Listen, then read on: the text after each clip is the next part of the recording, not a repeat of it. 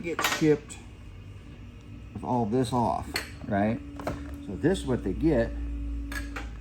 Then it gets plugged in here. Everything else is marked 2 and 4. But then I've come up with this little contraption so that I can go into the end of this for when I test things. Plug that in, make sure that's in the off position. Plug it in, get air. We run at 80 psi. It is not necessary to run any higher than 80 psi. You can run less pressure, which might help with your thinner lenses. And I'll show you how to set the machine up here. Z-slide, pull it all the way back, place a pair of your blocks in the collets. I have one. I really couldn't use their second one.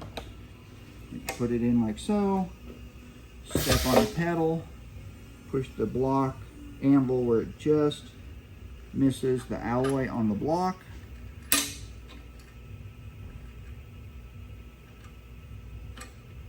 Lock the handle down.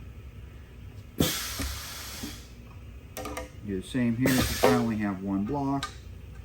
Touch and ever so slightly back. This is something that you could set up a feeler gauge, a popsicle stick, so you don't get it too close and crush things. So we are at 80 psi. There is that block. What I'm doing is turning these to where I know I'm going to get the best bite, because this is kind of elliptical. I'm turning that where it's going to hit the anvil. I'm going to slide that in just a hitch more. I think your guys' blocks are a little shorter than ours.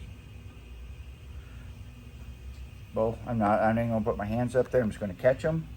We got one. And that one almost did it.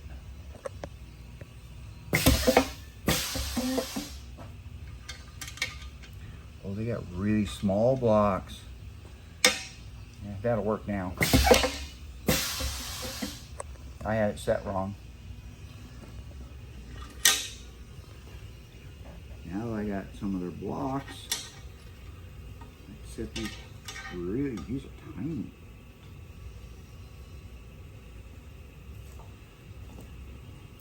Here's one of your really, really thin ones, guys.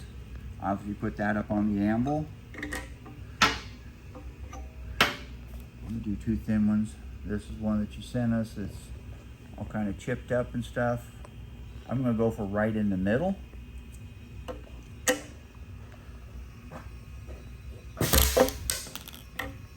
Come right off. A little alloy left on the plastic, but that's what it's there for.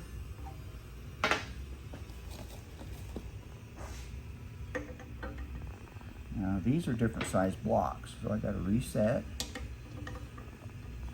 the anvil.